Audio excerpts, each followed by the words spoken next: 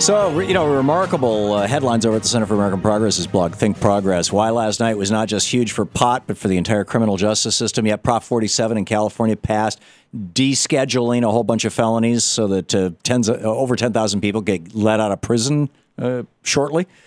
Another headline, even in deep red states, voters reject radical personhood measures. Yes, they did. They didn't reject the politicians who support them, however. Why is that? Well, it's because of advertising. It's because of the power of advertising dollars. With enough money to advertise something, you can convince people that they should be taking painkillers that cause them to have heart attacks, that they should be, which we all know has happened. Vioxx, remember? I think it was Vioxx was the name of the drug, as I recall. Whatever that, not an ACE inhibitor. What are the two enzymes? Aspirin inhibits one. Anyway, it was a platelet clotting inhibitor thingy bob. So, with enough advertising, you can convince people to do all kinds of things. Doesn't mean it's right. What we saw last night was what happens when $4 to $7 billion, let's just say $7 billion, because that includes the state and local races, and as well as the national races, when $7 billion gets dumped into advertising. You give me that kind of ad budget, I could sell pretty much anything, even really absurd things. So, anyhow, but there's some good news in all this, and the good news, in my opinion, is there's this structural thing. Senators serve for 6 years, and members of the House of Representatives serve for 2 years. So every single member, all 435 members of the House of Representatives, are up for re-election every 2 years, every election cycle. 1/3 of the Senate is up for re-election every 2 years. And interestingly, this election, there were a bunch of Democrats in kind of conservative-leaning states like Marion Landrieu in Louisiana, or Mark Begich in Alaska, who were defending their seats. And looks like they're going to lose. This is not a surprise. This was predicted back in 2014 or 2012, rather, after those elections. There was no shortage of political commentators saying, the Democrats are going to lose the Senate in 2014. Because there's so many Democrats defending seats in states that are toss-up states. But the same thing is going to happen to Republicans in 2 years. In 2 years, the Republicans are going to have to defend 24 Senate seats, including in 5 states where Obama won twice. And the Democrats only have to defend 10 seats. And in 2 years, it'll be a presidential election year, which means that the traditionally Democratic constituency, young people, single women, people of color, tend to show up in larger numbers during presidential election years.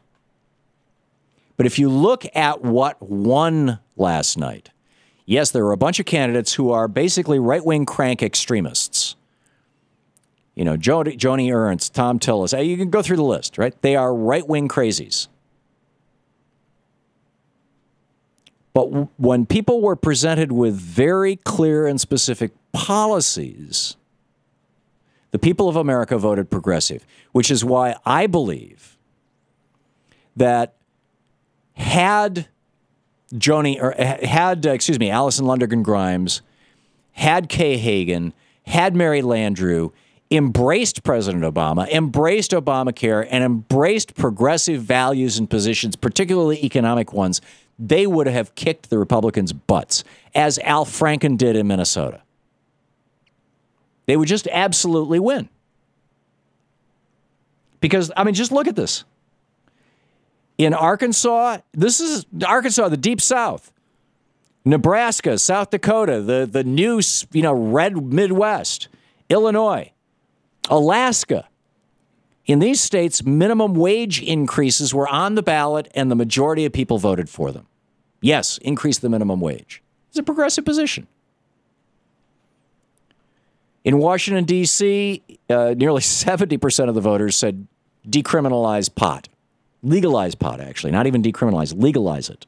Legalize it, tax it, regulate it, like alcohol. Same in Oregon and Alaska. In North Dakota and Colorado, there were ballot measures to basically do personhood for fetuses, which would ban a lot of forms of birth control, ban all abortions, criminalize pregnancy, basically. If you get pregnant, you have to report yourself to the police department. If you have a miscarriage, you have to present yourself to the police department for inspection. These were rejected, even though the politicians in those states who support them, like Cory Gardner in Colorado, is still on the federal personhood bill as a co-sponsor. Regardless of what Mara Liasson said on NPR, it was a lie. Cory Gardner is still on that bill. So people voted for the candidate, but they voted against the policy. Now, they voted for the candidate because millions of dollars in advertising. In Texas, California, and Ohio, you had fracking bans pass. Fracking bans. In Massachusetts, California, Connecticut, New Jersey, and various municipalities and regions of those 4 states, paid sick time. In the entire state of California, reducing the number of crimes that are considered felonies. Drug cases are no longer felonies. You don't go to prison for drug cases anymore. In the state of Washington, they closed the gun show loophole. Gun control in the state of Washington. It passed. You get these Democratic politicians. Alison Lundergan Grimes, she's doing this ad in Kentucky where she's shooting a gun at a target, and she says, I disagree with President Obama on guns. Well, wait a minute. What if the majority of the people would say, gun control, good idea. Ronald Reagan was in favor of gun control. Americans are not as crazy as the advisors to some of these Democrats think. In Florida, medical marijuana got more than 50% of the vote. Didn't get 60% to make it to amend the Constitution, but it got more than 50%. In New Jersey, bail bond reform. In Maui, Hawaii, they banned the planting of genetically modified organisms. The labeling requirement in Oregon is still, a toss-up. They're still counting ballots. As John Nichols pointed out in the first hour of this program, in the city that is the birthplace of the Republican Party, Ripon, Wisconsin, R-I-P-O-N, Wisconsin, 80% of the people voted to say, get money out of politics. In a Republican city. All across the country, people are voting progressive values. America is a center-left country. Forget what the corporate media tells you.